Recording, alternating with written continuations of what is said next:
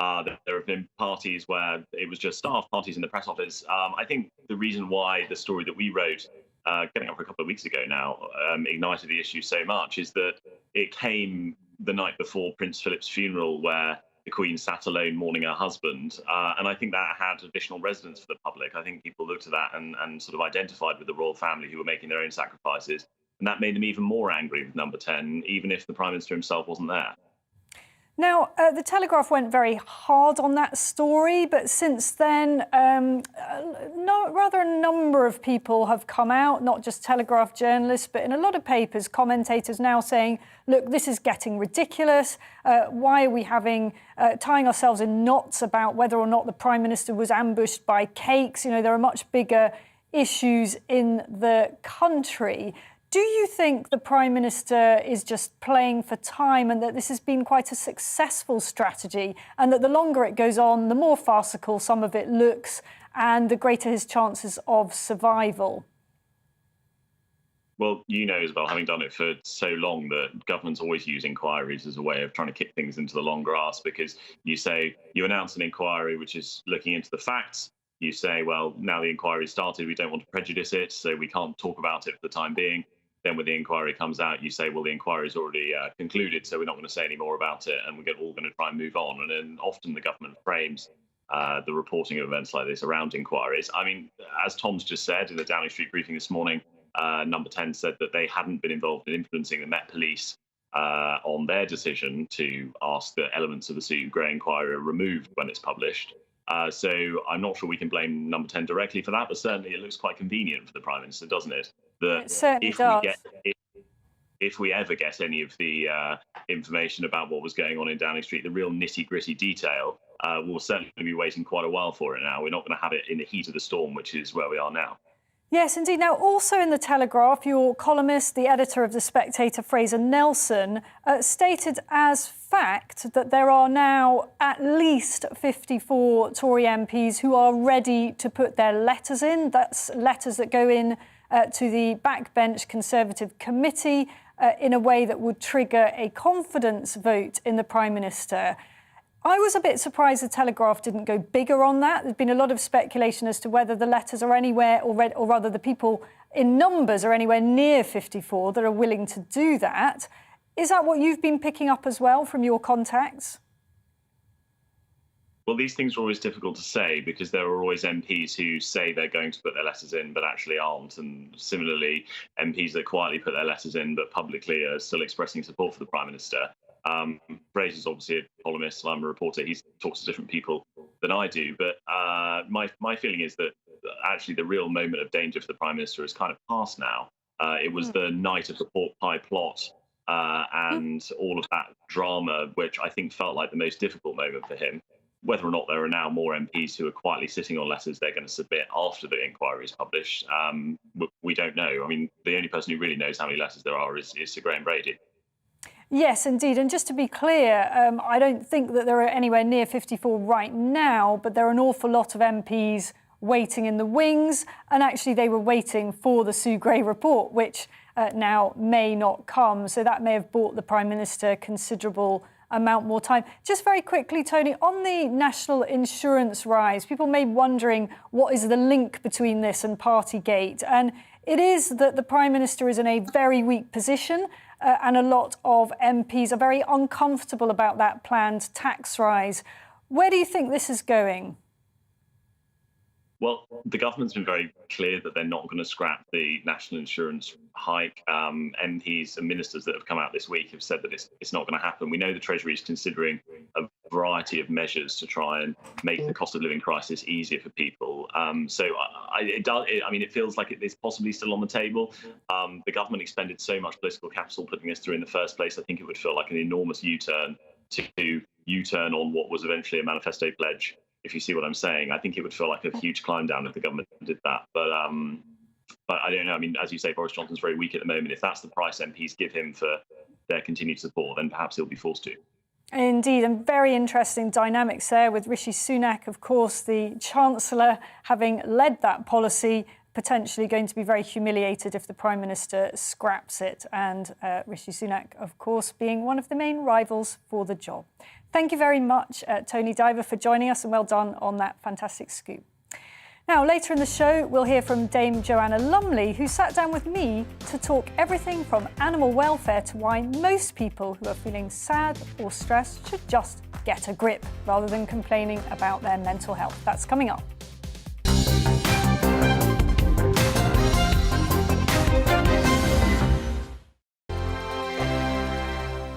Hello there, I'm Eamon. And I'm Isabel. And you're watching the GB News digital stream across the United Kingdom. And around the world.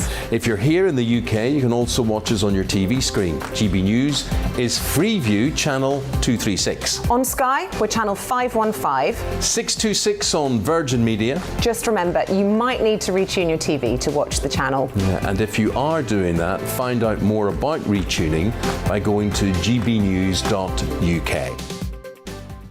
Join my show Farage, 7 p.m. till 8 p.m. Monday through Thursday. And there you will get opinion, analysis, debate, and I'll cover stories that nobody else dares to touch. And then for the last 15 minutes, talking pints. We're over a drink. We have a civilized conversation with someone. We very often disagree, but we do it in a grown-up way. Come and join me on Farage.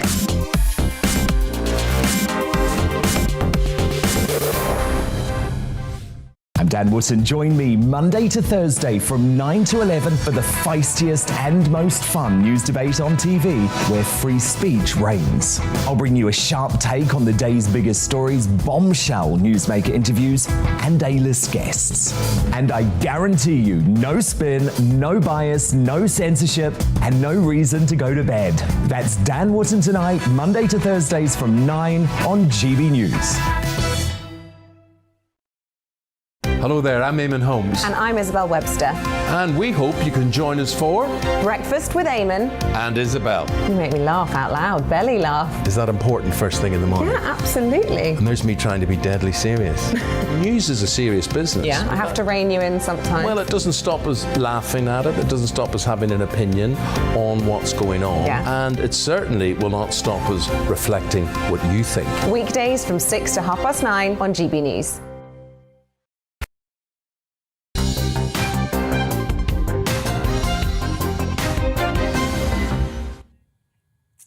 So let's return to that report into Partygate. When will it be released? Or will it even be released at all? And when it does come out, will it actually include anything interesting?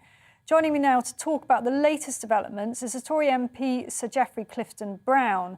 Yesterday, an article in the Daily Mail accused him of bungling a plot to bring down the Prime Minister. He says they got it all wrong and he's keen to set the record straight. And I'm really delighted that you've been able to join us, Sir Geoffrey, on what seems to be quite a dramatic day in this seemingly endless story. First of all, what do you make of the Met Police statement today? So, hello, Isabel, and thank you very much for having me on your programme. I'm afraid this is no surprise to me. As Tom Diver said, this is a sort of classic way of deflecting an issue. There's a report, and then the police start investigating, and then you can't release the report because it would prejudice the police investigations.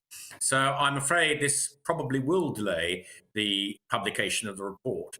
Now, let me make it quite clear. I want the Prime Minister to continue governing this country, provided he can clear his name satisfactorily over these parties. So I think it is really important that this whole issue is out in the open and cleared up as soon as possible. And I think the more it's delayed, the more people will keep talking about it, the more damage that's done to him and to the party and to the government. So I think this is all very unfortunate, and I think everything should be done to get the report out as soon as possible. Well, is it unfortunate or is it by design? I understand Number 10 are denying all knowledge in advance of the Met Police statement, but it does seem remarkably convenient, don't you think? Well, I don't know who has said what and who's, but if Number 10 have said categorically that they have had nothing to do with it, one has to accept that at face value until it's proved otherwise. Do you still trust a word they say? I have to. If Number 10 and the Prime Minister of this country says something, until it's proved that it's not the case, then I take it at face value. But as soon as it's proved that it's somebody's been lying or somebody's told something that's not true, then appropriate action's got to be taken. And we've had rather a lot of those instances lately, haven't we? We have. I mean, I don't know what was going on with this article in the Mail, and I don't know who was behind it, but it was absolutely untrue. And I've sent a very strong email to the editor of the Daily Mail saying this is defamatory. There was no plot. I was not consulted at all or asked whether it was true before the article went in. This is really sloppy journalism. I've known Andrew Pearce for 10 or 15 years, and I'm absolutely amazed that he's put his name to this. It is defamatory. It is not true. OK, well, without wanting to repeat defamatory allegations, and I've read the article, and I didn't actually personally see anything in there that I thought was defamatory. But can you just talk us through broadly what the allegation was and why you object to it so much? It was in relation to a plan, as I understand it, to change the rules governing whether a Prime Minister can face a confidence vote more than once in a year. Is that correct? Well, it was more than that, really. This was just a fairly normal all-party group meeting of a clay pigeon competition at Holland and Holland. And the accusation was that various members of the 22 were meeting there together to plot against the Prime Minister. And absolutely nothing could be further from the truth. And that is really quite a serious allegation, that a group of MPs who happened to be some of the most senior members of the 22 were deliberately plotting against the Prime Minister, and it's being compared to the gunpowder plot, and somehow the Prime Minister got to hear of it and it failed. That is absolutely not true. There was no plot. We weren't plotting. We weren't even talking about the Prime Minister when we were there. We were concentrating on the competition. Right. Well, thank you for setting that record straight. I mean, Andrew Pearce, a very experienced journalist. I've worked with him over the years. He said that he talked to somebody who was there. There were only a few of you present at that event. It seems to me that you, MPs, I feel very sorry for you. You can't trust anybody at the moment. That is exactly right, Isabel. It's a very fevered atmosphere at the moment everywhere. Leaks are abound and spring up everywhere. And I think one's got to be very careful who one talks to about what at the moment. And I would just urge my colleagues that any leaks actually are extremely damaging, and particularly if they're untrue like this one. It's just not helpful to anybody. I was interested to read in the Telegraph today, a column by Fraser Nelson, who's extremely well informed, that there are at least 54 MPs ready to move against the Prime Minister. Is that your reading of the state of play? Well, I must just say straight away, as I often say on these programmes, Sir Graham never discloses to anybody, even the officers of the 22, how many signatures he's got. So I have no informed information on this subject. If Fraser, who is, as you say, a very well-respected journalist, has that, and he's actually talked to over 54 MPs who've said that they're going to submit letters, and that doesn't, as Tom Driver said, doesn't necessarily mean to say that they will or they have. I don't know. I simply don't know whether there are that number of people out there. I doubt it from all the conversations I've had, very considerable number of conversations over the last 10 days, that there are that number out there at the moment, but I simply don't know. And you can be absolutely assured, your listeners, the public can be absolutely assured, as soon as that threshold is triggered, then Sir Graham Brady will go and see the Prime Minister, and there will then be a no confidence vote. That's how the 22 works. That is our rules. We have no latitude in this whatsoever. Once the threshold is reached, there has to be a vote of confidence. OK, just very briefly, because we're running out of time here, do you think that your colleagues, particularly those that are hostile to the Prime Minister, will accept that they can't do anything more until the police investigation has run its course? Because that could be anything up to a year, couldn't it? I think there's going to be a huge row about this, and I don't actually think it helps the Prime Minister's case. I think that Number 10 ought to be talking to the police to see exactly whether any of the report could be released, because I think it is hugely in the public interest in this case that as much of it should be released as possible. And I would have thought it's in the Prime Minister's interest. If he's, as he says he is, declaring that he's innocent, I'd have thought he'd want that report into the public domain so he can prove his innocence. Well, you certainly would have thought so. Well, thank you very much for joining us, Sir Geoffrey Clifton-Brown, and for clarifying your non-role in the so-called pork pie plot. Thank you very much indeed, Isabel. Thank you. Now, coming up, I will be talking to Dame Joanna Lumley about animal welfare and her views on some mental health complaints going too far. But first, it's your news with Rhiannon.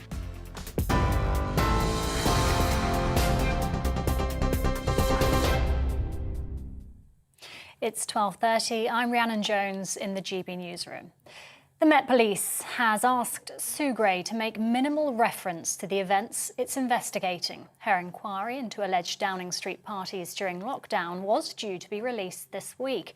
The force isn't calling for any further delays, but confirmed it's in contact with the Cabinet Office to avoid any prejudice in the investigation. The national insurance hike is going ahead, according to government ministers, despite reports the Prime Minister is considering a U-turn. Conservative MPs are among the voices calling for the increase in April to be scrapped, as families struggle because of the rise in the cost of living. Russia says it doesn't want war in the Ukraine. With the Ukraine, the Foreign Minister Sergei Lavrov confirmed proposals by the US to ease tensions are still being assessed. He expects to meet the US Secretary of State Antony Blinken in the next couple of weeks. The Kremlin also says President Vladimir Putin will address Russia's security concerns during a phone call with the French president later today. British companies are being warned to strengthen their digital defences following malicious online attacks in Ukraine. While no current threats have been identified in the UK, the National Cyber Security Centre says the incidents bear the hallmarks of Russian activity. The Foreign Secretary has defended her decision to use a private government jet to fly to Australia, which reportedly cost taxpayers around £500,000. Critics say the move was a grotesque misuse of public money, but Liz Truss says the plane is there to make travelling easier for ministers. COVID restrictions have been lifted in Wales. The rule of 6 has been scrapped. People no longer have to social distance and nightclubs can now reopen.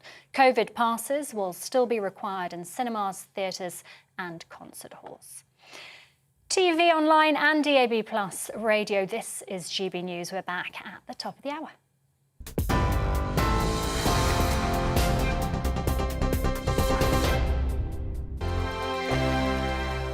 Hello there, I'm Eamon. And I'm Isabel. And you're watching the GB News digital stream across the United Kingdom. And around the world.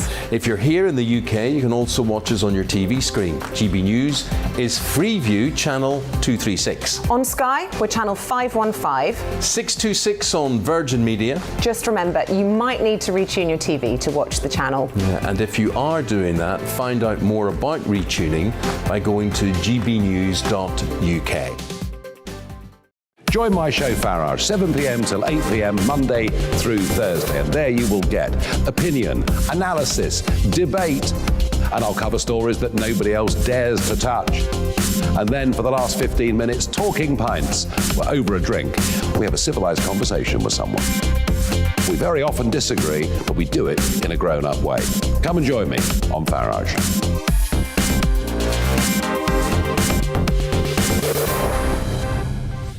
I'm Dan Wootton. Join me Monday to Thursday from 9 to 11 for the feistiest and most fun news debate on TV, where free speech reigns. I'll bring you a sharp take on the day's biggest stories, bombshell newsmaker interviews, and A-list guests.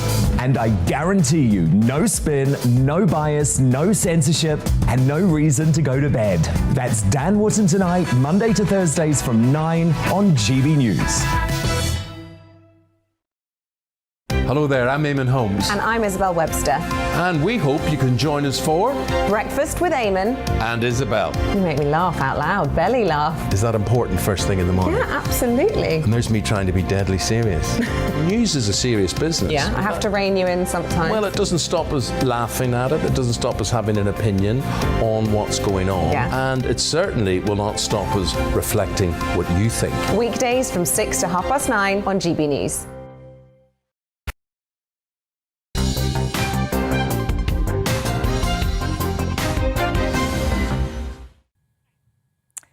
week, tensions have been mounting over the situation in Ukraine, with Russian forces continuing to gear up for what looks very much like a planned invasion. President Putin claims he's only gathered 127,000 troops even on the border because Russia feels vulnerable. And he's been demanding assurances from America that Ukraine will never be allowed to join NATO. That's the defence alliance under which an attack on one member is treated as an attack on all, and is probably what stops President Putin seizing land from his other near neighbours. Not surprisingly, he didn't get those assurances from the Americans. Now, President Biden, who initially suggested that Putin might get away with a minor incursion into Ukraine, has spent the last few days making very clear that will in fact be terrible consequences if Russia presses ahead with an attack. Meanwhile, the UK is doing its best to support Ukraine, a long-standing ally of ours. Now, nobody is talking about boots on the ground, but British soldiers are in the region and they are teaching Ukrainians how to use tank-busting rocket launchers that we've provided, along with other military kit. Putin has also been told that if he presses ahead with an attack, there will be a raft of economic sanctions and, crucially, no gas pipeline between Russia and Germany. That's the Nord Stream 2 development, and that will really hurt, losing Russia billions of pounds in gas revenue. Joining me to talk through the latest situation is James Nixey, Director of the Russia and Eurasia Programme at the very influential Chatham House think tank. Thank you very much for joining us.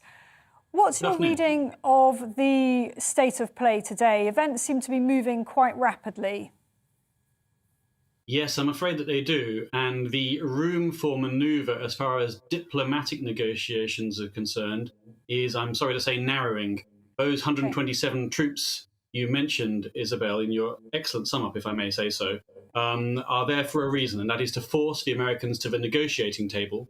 And Russia has a very specific set of demands, which is ultimately that Ukraine is excluded from European security architecture and that European security is reordered.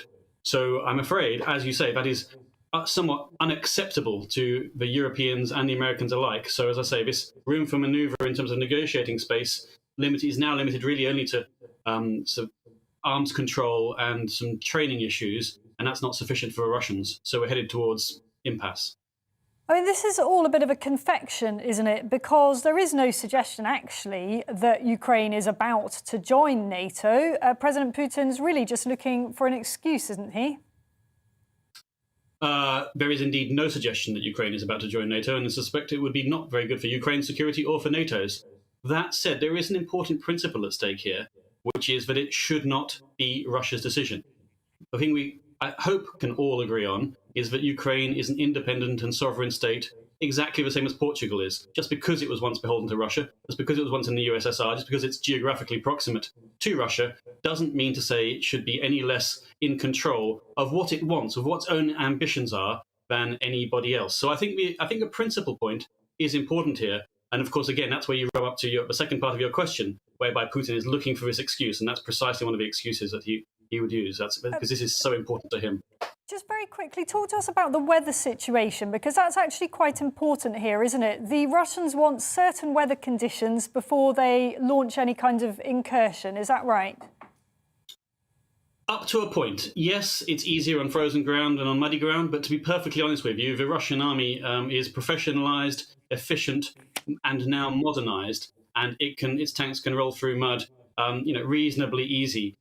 I think actually, in terms of timing, since you're sort of, this is a timing issue you're asking about, then I think there are more interesting issues around the timing prior to the Beijing Olympics, whether Putin wants to embarrass Xi or distract from Xi's grand plans there, and so I think that's probably more of an issue than the weather.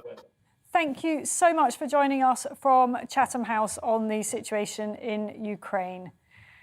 Now, moving on to universities, today is the day that pretty much all coronavirus restrictions are ended, with the exception of mandatory masks on the London Underground. Thanks for that, Sadiq Khan. What that hopefully means is that life is very nearly getting back to normal in most places. But in the education sector, there is still a huge amount of disruption. We've got nurseries sending babies home the minute they sniffle, or have a temperature and refusing to accept them back until they've had a PCR test, not a lateral flow, teachers still making kids in some schools wear masks, and universities still ripping students off by finding excuses to continue online learning. So right now, tens of thousands of students are still very much questioning whether their 3-year degree courses, for which they have paid an enormous amount of money and racked up huge debt, are worth it. Joining me now to talk about whether students are getting good value for money is Professor James Tooley. He's made it his life's mission to work out how to provide the best possible education to young people at the most affordable price. It's a quest that's taken him all over the world. He's been to India and Africa, where he's set up multiple schools, and they are designed to be affordable for less well-off people. He's also Vice-Chancellor of Buckingham University, a private university that specialises in 2-year degrees. He took over in that role from the famous Anthony Seldon. Well, thanks very much for joining me. I was a bit confused. What is a private university as such? I mean, you're right to be a little bit confused, but we are an independent university that is not subject to all the government regulations. We are subject to many regulations, but we are exempt from some. We don't get any government funding in return for that. Right. So think of us as being outside of the government system, but proudly independent. And is that what enables you to do the 2-year degree thing? No, any university could do a 2-year degree, but Right. I think it'd be very hard to get past the academics. All the red and so tape. on. I see. Yeah, but I mean, shall I explain the 2-year degree? Because it's, Absolutely. Yeah, So, yeah. I mean, perhaps we could talk more broadly, Yeah. and we're quite tight on time, but how do you think students have been treated through this pandemic? Some universities have been fine, some have coped well with lockdowns and the conditions, but others I think have been a bit. The student experience has been a bit rough. I think you're being a bit generous there. I have to be a little bit generous to my colleagues. For a lot of students, they have had almost no face-to-face tuition. They haven't been able to see anybody outside their own bubbles and so on for a very long time.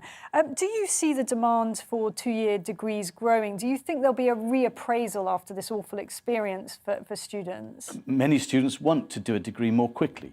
And the degree is not more intensive. We just get rid of that long summer break from June until October, and we put another term in there so you can get the whole thing done in 2 years. But I agree with you. Many universities have not satisfied their students well. At Buckingham, I believe we've catered well, and we've gone back to face as quickly as we can. And tell me about your quest for more affordable independent education in this country. Just to be clear, we're not talking about, very elite private schools here, are we? No.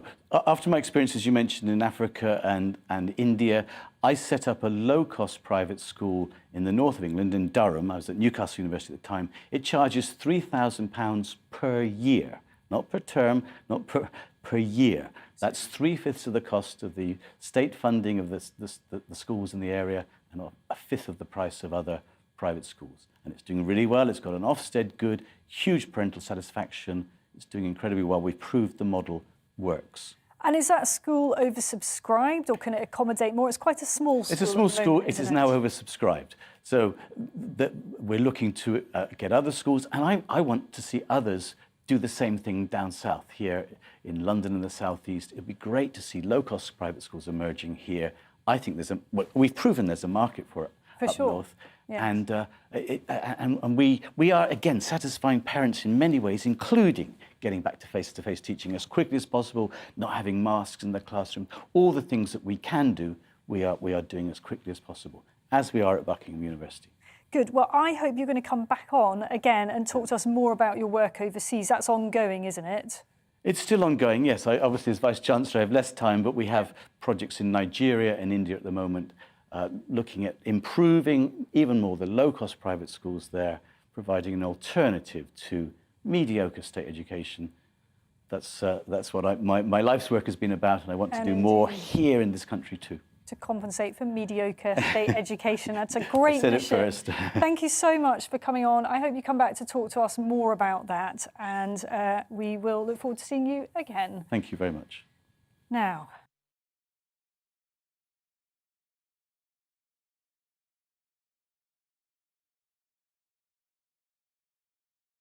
making its way through Parliament.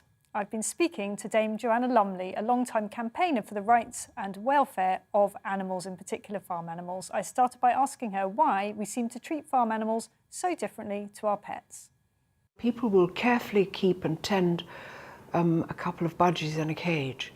They won't think twice about the way that chicken is farmed, crammed in together, miserably short lives, overfed, sometimes made to put on weight so fast that their legs can't support them.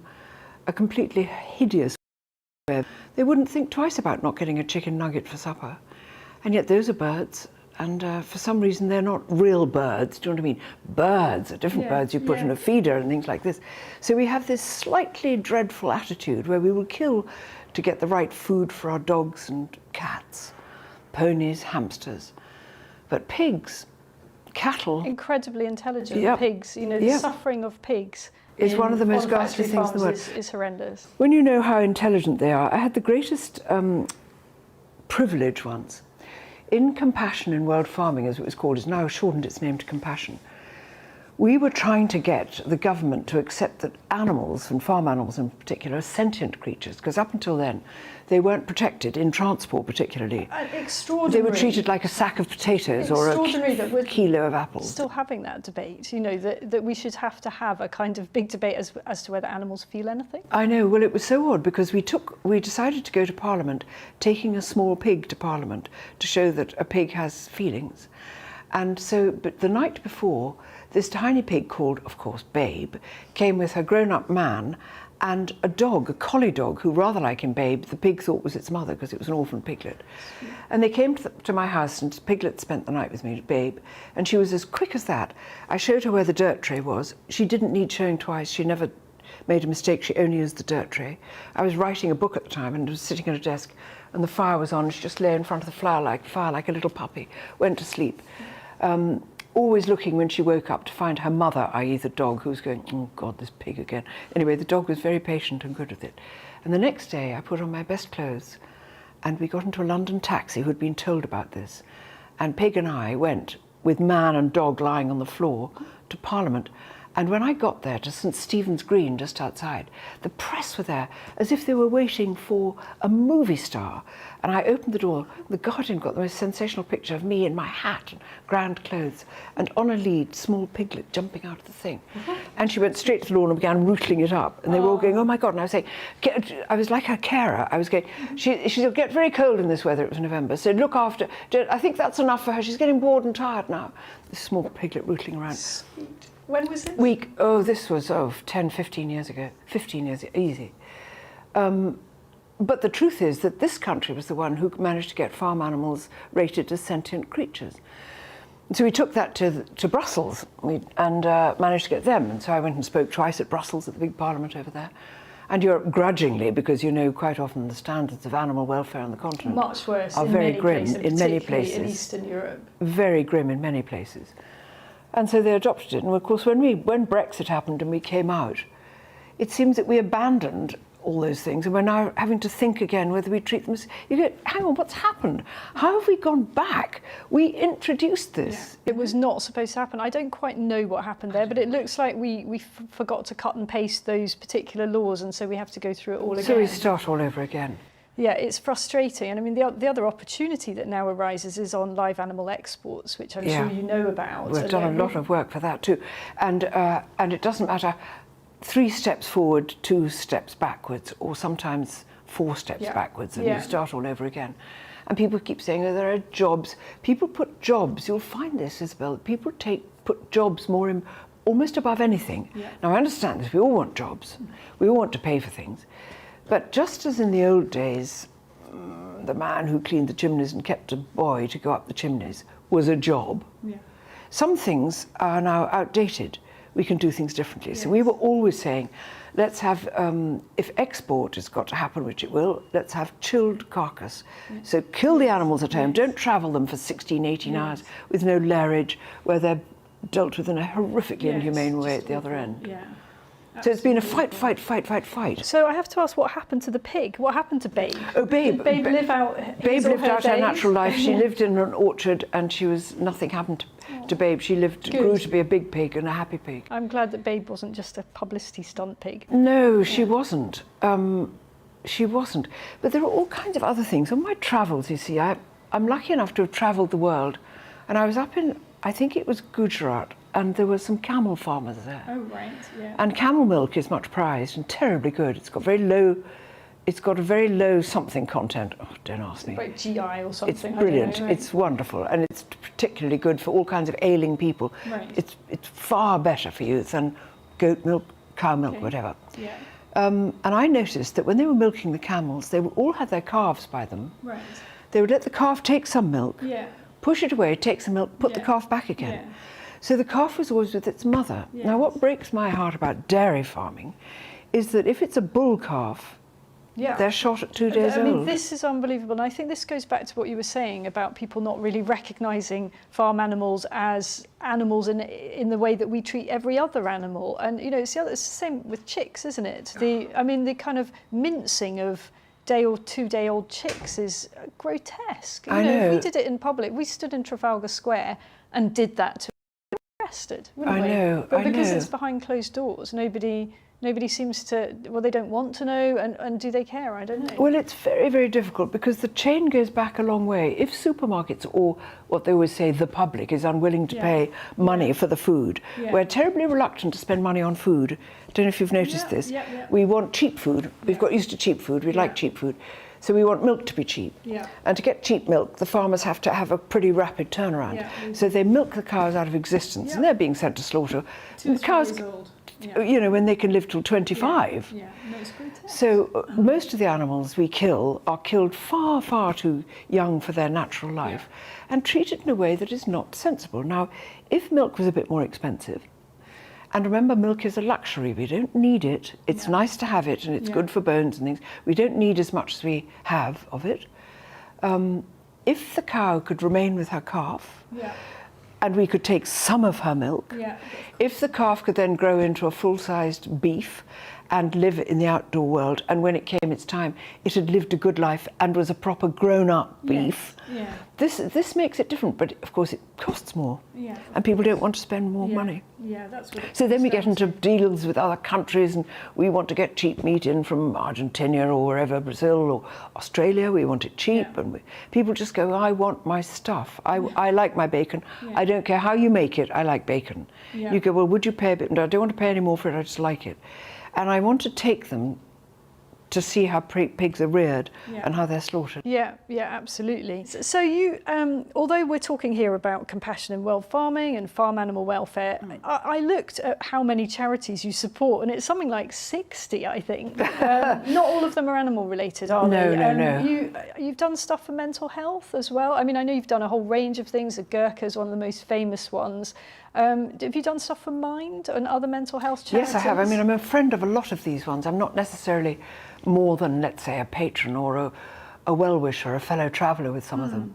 And I have to say, this is a horrible thing to say, but I think that the mental health thing is being overplayed at the moment.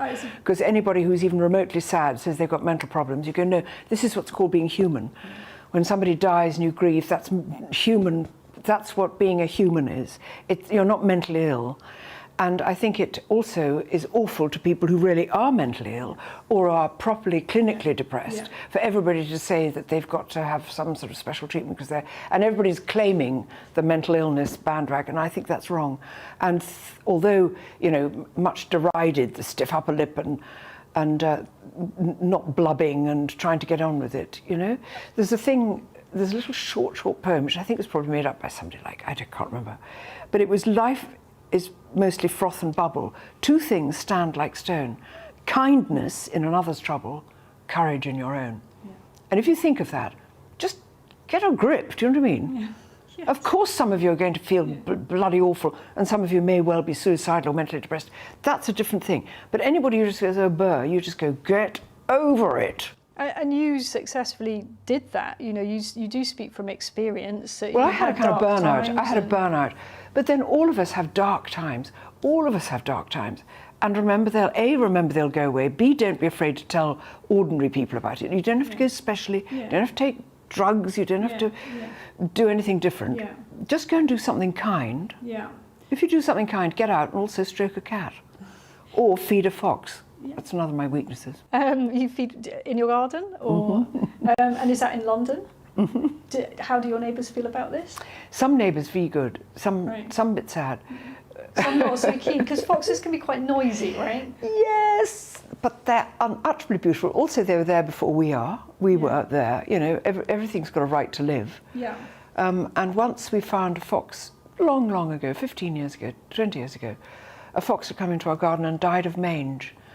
And I said to the vet, how do you stop foxes getting mange? And he said, food, if they don't have proper food. You didn't take the fox to the vet, did you? No, I buried it in the garden and put fox gloves over it. Oh, that's nice. But I said, what happens? And he said, it's mange comes from no food. They're living off no food. So I thought, there will be no more mangy foxes in my garden.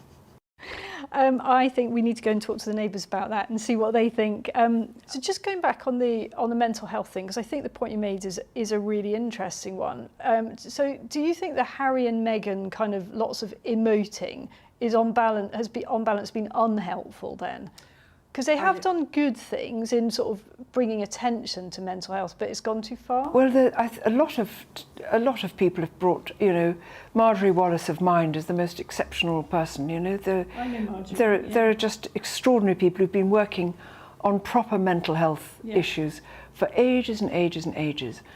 And I'm reluctant to talk too much about anything because just today, and even though this will be going out miles later, just today we heard that in an sorry, it actually makes me laugh. In an Oxford college, they've decided to take down a photograph of the Queen because they find it. And you go, old loves, what you've got to do when you're at university is A, be very clever because you're in a privileged place. B, do a tiny bit of research and realise that what the Queen has put into the Commonwealth and the peace between nations and the equitable nature of everything she's done with every race under the earth, you should be ashamed of yourselves. You've really not. I'm not sure you should be students at Oxford. No, you haven't showed a scrape of cleverness here. It's extraordinary, isn't it? Thank you. Well, thank you very much for coming on our podcast to talk about compassion in world farming. And I really enjoyed our conversation. Thank you so much. She doesn't mince her words, does she? You've been watching The Briefing with me, Isabel Oakeshott. Next up, Liam Halligan with On the Money. My name's Tom Harwood, and every weekday we bring you The Briefing live from 9:30 a.m. The stories, analysis and live debate that you need to hear. Quite right, Tom, of course. Was this something that had been considered at all? Difficult to answer. Gas-guzzling helicopters circling. Noise is being made here. Joe Biden walking out. Thank you very much for joining us. Don't miss it. The Briefing with me, Tom Harwood, Monday to Friday, 9:30 a.m. on GB News.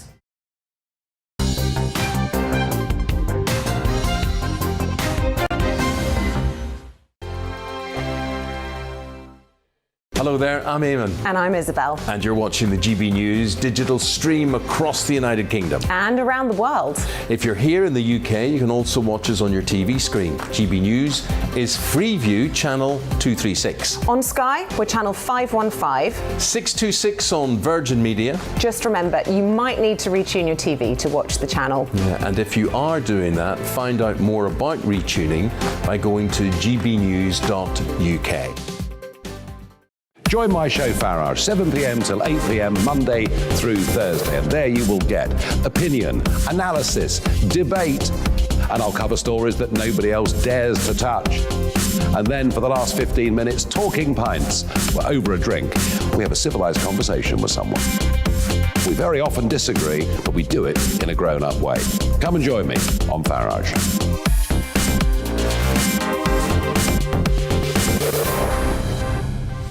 I'm Dan Wootton. Join me Monday to Thursday from 9 to 11 for the feistiest and most fun news debate on TV, where free speech reigns.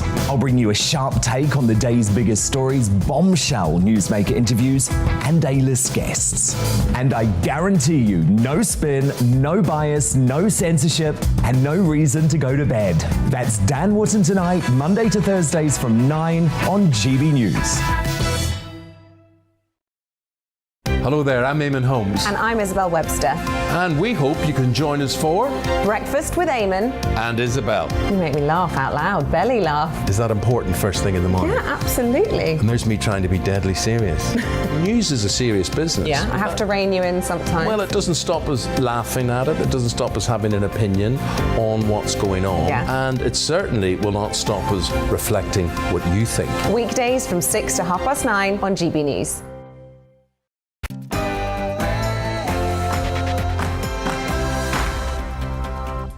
And welcome once again to On the Money, your daily dose of economics, business and consumer news. I'm Liam Halligan, and for the next hour we'll be talking about Plan B restrictions as they're lifted. Is the working from home revolution here to stay? Plus, Russia and Ukraine seem a long way away, but how might tensions between these two nations impact the cost of living here in Britain? All that and more right after the GB News headlines with Rosie Wright.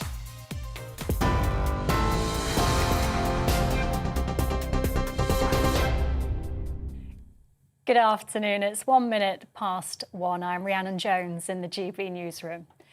The Met Police have asked Sue Gray to make minimal reference to the Downing Street events it's investigating. The highly anticipated report into alleged parties during lockdown is yet to be published.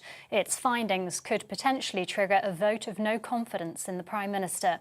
The force isn't calling for any delays, but confirmed it's in contact with the Cabinet Office to avoid any prejudice in its investigation. Scotland's Secretary of State Ian Murray told GB News it's hard to keep up with Boris Johnson's version of events.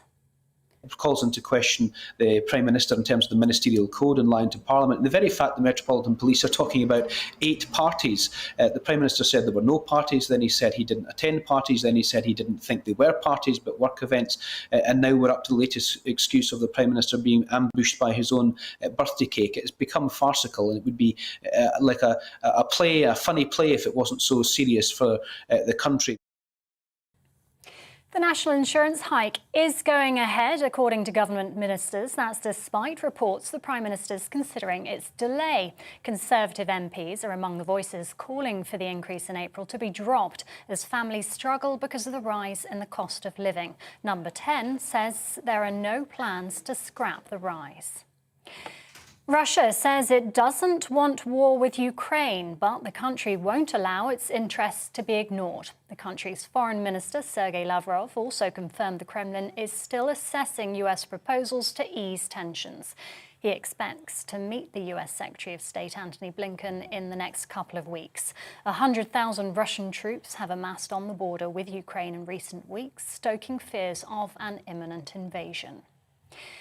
British companies are being warned to strengthen their digital defences following malicious online attacks in Ukraine. The National Cybersecurity Centre says the incidents bear the hallmarks of Russian activity. No current threats have been identified in the UK, but guidance has been updated to ensure businesses stay ahead of potential threats. A senior civil servant has apologised for misleading MPs over the evacuation of animals in Afghanistan. Sir Philip Barton told the Foreign Affairs Committee that the Prime Minister's special representative for Afghanistan, Nigel Casey, had not been told about the intervention. However, recent emails show Mr Casey did ask Number 10 for guidance on what they wanted to be done with the Nowzad animal charity. The UK